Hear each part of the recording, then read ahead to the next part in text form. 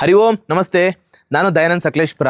ನಾವು ಒಂದು ಯಾತ್ರೆನ ಮಾಡ್ತಾ ಇದ್ದೀವಿ. ಇದು ಧರ್ಮಸ್ಥಳ ಜನಜಾಗೃತಿ ಯಾತ್ರೆ. ಧರ್ಮಸ್ಥಳ ಏನೇನು ಕೆಲಸ ಮಾಡಿದೆ ಅನ್ನೋದ ಒಂದು ಯಾತ್ರೆನ ಕೈಗೊಂಡಿದ್ದೀವಿ. ಈಗ ನಾವು ಮಾಡ್ತಾ ಇರೋದು ದೇವಸ್ಥಾನಗಳು ಎಲ್ಲೆಲ್ಲಿ ಅಭಿವೃದ್ಧಿ ಆಗಿದೆ ಅಲ್ಲಿ ಮಾಡ್ತಾ ಇದ್ದೀವಿ.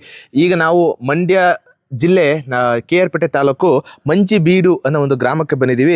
ಇಲ್ಲಿ ಒಂದು ಪುನರ್ ನಿರ್ಮಾಣ ಹಂತದಲ್ಲಿರುವ ಒಂದು ದೇವಸ್ಥಾನಕ್ಕೆ ನಾವು ಬಂದಿದ್ದೀವಿ. ನೀವು ನೋಡ್ಬೋದು, ಇದು ಇನ್ನೂ ನಿರ್ಮಾಣ ಹಂತದಲ್ಲೇ ಇದೆ. ಇದು ಈಶ್ವರ ದೇವಸ್ಥಾನ ಆಗಿರುತ್ತೆ.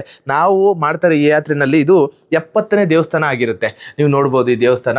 ನೀವು ದೂರದಿಂದ ನೋಡ್ಬೋದು ಹಳೆಯ ಕಲ್ಲಿಗೂ ಹೊಸ ಕಲ್ಲಿಗೂ ಎಷ್ಟು ವ್ಯತ್ಯಾಸ ಇದೆ ಅಂತ ಹೇಳ್ಬಿಟ್ಟು. ಇದು ನೋಡಿ, ನಿಮಗೆ ಹೇಳಬೇಕಾಗಿಲ್ಲ ನಾನು, ಇದು ಹೊಸ ಕಲ್ಲು, ಇದು ಹಳೆಯ ಕೆತ್ತನೆಯನ್ನು ಹಾಗೇನೆ ಇಟ್ಟಿದ್ದಾರೆ. ಯಾವ್ದ್ಯಾವುದು ಎಲ್ಲೆಲ್ಲಿ ಚೆನ್ನಾಗಿದೆ ಹಾಗೇನೆ ಮುಂದುವರಿಸ್ಕೊಂಡು ಹೋಗಿದ್ದಾರೆ. ಮತ್ತೆ ಇಲ್ಲಿ ನೀವು ಕೆತ್ತನೆಯನ್ನು ಕೂಡ ನೋಡ್ಬೋದು, ಎಷ್ಟು ಕಲಾತ್ಮಕವಾಗಿ ತುಂಬಾ ಪುರಾತನವಾದದ್ದು ಹೊಯ್ಸಳರ ಕಾಲದ ಕೆತ್ತನೆಗಳನ್ನು ನೋಡ್ಬೋದು. ಬನ್ನಿ ಒಳಗಡೆ ಹೋಗಿ, ದೇವರಿಲ್ಲ ಆದರೆ ಒಳಗಡೆ ಹೇಗಿದೆ ಅಂತ ನೋಡ್ಕೊಂಡು ಬರೋಣ. ಒಳಗಡೆ ಸ್ವಲ್ಪ ಕತ್ತಲೆ ಇದೆ, ಎಕೋ ಬರ್ತಾ ಇದೆ, ಮತ್ತು ತುಂಬ ಚಿಕ್ಕದಾದ ನಿರ್ಮಾಣ. ಮುಖಮಂಟಪವನ್ನು ನಾವು ಸ್ಟಾರ್ಟಿಂಗಲ್ಲಿ ನೋಡ್ಬೋದು.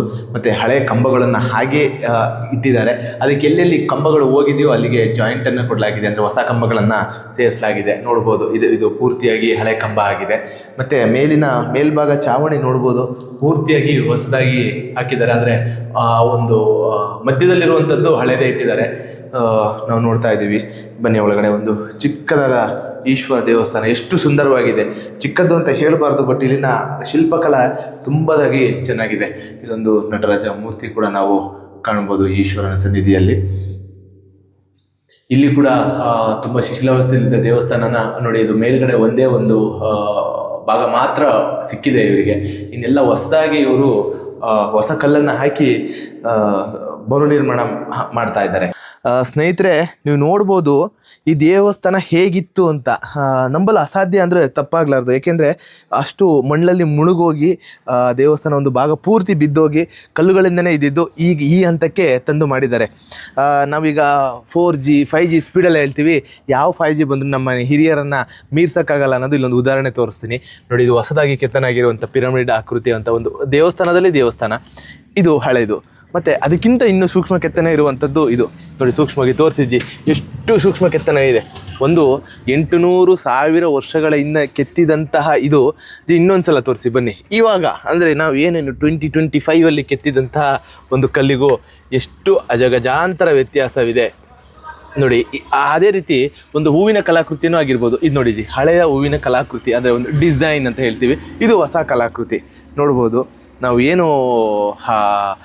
ಇಲ್ಲಿ ತುಂಬ ಈ ದೇವಸ್ಥಾನ ತುಂಬ ಶಿಥಿಲಾವಸ್ಥೆ ಇರೋದ್ರಿಂದ ಕೆಲವು ಕಲ್ಲುಗಳು ಮಾತ್ರ ಸಿಕ್ಕಿದೆ. ಇನ್ನೆಲ್ಲ ಬೇರೆ ಹೊಸ ಕಲ್ಲುಗಳಿಂದ ಹಾಕಿ ನಿರ್ಮಾಣವನ್ನು ಮಾಡ್ತಾ ಇದ್ದಾರೆ. ನೀವು ಇಲ್ಲಿ ನೋಡ್ಬೋದು, ಗೋಪುರ ನೋಡ್ಬೋದು. ಗೋಪುರ ಈ ದೇವಸ್ಥಾನಕ್ಕೆ ಇರನೇ ಇಲ್ಲ, ಪೂರ್ತಿಯಾಗಿ ಹೊಸದಾಗಿ ನಿರ್ಮಾಣ ಮಾಡಿದ್ದಾರೆ ಗೋಪುರವನ್ನು. ಇನ್ನೇನು ಸ್ವಲ್ಪ ದಿನಗಳಲ್ಲೇ ಇದು ಉದ್ಘಾಟನೆ ಆಗಲಿದೆ ಅಂತ ಅನಿಸುತ್ತೆ. ನೋಡಲಿಕ್ಕೆ ಕೆಲಸ ಕಾರ್ಯಗಳು ಪೂರ್ತಿಯಾಗಿದೆ. ಹಾಗೆಯೇ ನಾವು ಇಲ್ಲಿ ಹಿಂದ್ಗಡೆ ನೋಡ್ಬೋದು, ಕೆಲವು ಫುಲ್ಲು ಶಿಥಿಲವಾಗಿರೋ ಕಲ್ಲುಗಳನ್ನು ಬಳಸೋಕ್ಕಾಗಿಲ್ಲ. ಇದು ಒಂದು ಕಲ್ಲು ಒಂದು ಪೂರ್ತಿಯಾಗಿ ಚೆನ್ನಾಗಿದ್ರೆ ಮಾತ್ರ ಬಳಸ್ಬೋದು. ಆದರೆ ಇಲ್ಲೆಲ್ಲ ನೋಡಿ ಒಂದು ಅದನ್ನು ಬಳಸೋಕ್ಕಾಗ್ದೇ ಬಿಟ್ಟು ಹೊಸ ಕಲ್ಲನ್ನು ಉಪಯೋಗ ಮಾಡ್ಕೊಂಡಿದ್ದಾರೆ. ಬನ್ನಿ ನೋಡಿ, ಇದು ಎಷ್ಟು ಚೆನ್ನಾಗಿದೆ. 1 ಪದರ 2 ಪದರ 3 ಪದರ 4 ಪದರ, ಹೀಗೆ ಪದರವಾಗಿ ದೇವಸ್ಥಾನ ತುಂಬ ಅದ್ಭುತವಾಗಿದೆ. ಈ ನೋಡಿ, ನಾನು ಮತ್ತೆ ಇನ್ನೊಂದು ಸಲ ಹಳೆ ಫೋಟೋವನ್ನು ಹಾಕ್ತೇನೆ ನೋಡಿ. ಎಷ್ಟು ಅಜಗಜಾಂತರ ವ್ಯತ್ಯಾಸ. ಯಾರಾದರೂ ಧರ್ಮಸ್ಥಳ ಏನು ಮಾಡಿದೆ ಅಂದರೆ ಇದೊಂದು ಫೋಟೋ ತೋರಿಸಿ ಸಾಕು. ನಮ್ಮ ದೇವಸ್ಥಾನ ಉಳಿದ್ರೆ ನಮ್ಮ ಸಂಸ್ಕೃತಿ ಉಳಿಯುತ್ತೆ, ನಮ್ಮ ಸಂಸ್ಕೃತಿ ಉಳಿದ್ರೆ ನಮ್ಮ ಧರ್ಮ ಉಳಿಯುತ್ತೆ. ಅದು ತಿಳಿದಿರಬೇಕು. ಅದನ್ನು ತಿಳಿದುನೇ ಧರ್ಮಸ್ಥಳ ಮಾಡ್ತಾ ಇದ್ದಾರೆ. ಇಷ್ಟೆಲ್ಲ ಕೆಲಸ ಮಾಡೋದಕ್ಕೇ ಧರ್ಮಸ್ಥಳ ಟಾರ್ಗೆಟ್ ಆಗ್ತಾ ಇದೆ. ನಿಮಗೊಂದು ತಿಳಿದಿರಲಿ, ಇದು ತುಂಬ ಇಂಪಾರ್ಟೆಂಟ್ ಆದ ವಿಷಯ. ಇದು ನಿಮಗೆ ತಿಳಿದಿರಲಿ, ನಮ್ಮ ಧರ್ಮದವರಿಗೆ ಅಥವಾ ನಮ್ಮ ಹಿಂದೂಗಳಿಗೆ ತಿಳಿದಂಥದ್ದು ಅವ್ರಿಗೆ ತಿಳಿತಾ ಇದೆ. ಎಲ್ಲಿಂದ ತಿಳಿತಾ ಇದೆ? ಈಗ ನಮ್ಮ ಧರ್ಮಸ್ಥಳ ಆಗಿರ್ಬೋದು, ನಮ್ಮ RSS ಆಗಿರ್ಬೋದು, ಅವ್ರು ವಿರೋಧಿಸ್ತಾ ಇದ್ದಾರೆ ಅಂದರೆ ಅವ್ರೇನೋ ಕೆಲಸ ಮಾಡ್ತಾ ಇದ್ದಾರೆ ಅಂತ ಅರ್ಥ. ಇದನ್ನು ಅರ್ಥ ಮಾಡ್ಕೊಳ್ಳಿ. ಹಾಗೆಯೇ ಇಲ್ಲೂ ತುಂಬ ಕಲ್ಲಿದೆ. ನಾವು ನೋಡ್ಬೋದು ಹಳೆ ಕಲ್ಲುಗಳು. ಇದನ್ನು ಬಳಸೋಕ್ಕಾಗಿಲ್ದರೆ ಇದನ್ನು ಬಿಟ್ಟಿದ್ದಾರೆ. ಶಾಸನ ಕೂಡ ಎಲ್ಲ ಇದೆ. ಇವೆಲ್ಲ ಹಳೆ ಕಲ್ಲುಗಳು, ಅಂದರೆ ದೇವಸ್ಥಾನದಿಂದ ತೆಗೆದಿರುವಂಥದ್ದು. ಅದನ್ನು ಉಪಯೋಗಕ್ಕೆ ಬಾರದರೇನೆ ಈ ಕಡೆ ಇಟ್ಟಿದ್ದಾರೆ. ನೀವು ನೋಡ್ಬೋದು ನೋಡಿ, ನಮ್ಮ ಧರ್ಮಸ್ಥಳ ಏನೇನು ಮಾಡಿದೆ ಅಂತ ಇದುವರೆಗೂ ಕೂಡ ನನಗೂ ಗೊತ್ತಿರಲಿಲ್ಲ. ಇದೆಲ್ಲ ಆದಮೇಲೆ ನಮಗೆ ಗೊತ್ತಾಗ್ತಾ ಇದೆ. ಇನ್ನು ನೋಡ್ತಾ ಇದ್ದೀವಿ ದೇವಸ್ಥಾನಗಳನ್ನು. ಅವ್ರಿಗೆ ಗೊತ್ತಾಗಿದೆ ಯಾರು ಎಡಚರರಿದ್ದಾರೋ, ಯಾರೋ ಧರ್ಮದ್ರೋಹಿಗಳಿಗಿದ್ರು ಅವ್ರಿಗೆ ಗೊತ್ತಾಗಿ ನಮ್ಮ ಧರ್ಮಸ್ಥಳ ಆಗಿರ್ಬೋದು, RSS ಆಗಿರ್ಬೋದು, ಹೀಗೆ ಅವರ ಕೆಲಸಗಳು ಮುಂದುವರಿತಾ ಇರ್ತವೆ. ನೀವು ಧರ್ಮದ ಪರವಾಗಿ ತಿಳ್ಕೊಳ್ಳಿ, ಶೇರ್ ಮಾಡಿ. ವಿಡಿಯೋ ನೋಡ್ತಾ ಇರೋರು ಶೇರ್ ಮಾಡೋದಕ್ಕೆ ದಯವಿಟ್ಟು ಹಿಂದೆ ಮುಂದೆ ನೋಡಬೇಡಿ. 10 ಜನಕ್ಕೆ ಗೊತ್ತಾಗಲಿ ಈ ವಿಷಯಗಳು. ಧರ್ಮದ ಕೆಲಸ ನಾವು ಮಾಡ್ತಾ ಇರೋದು ಕೂಡ ಧರ್ಮದ ಕೆಲಸವನ್ನೇ.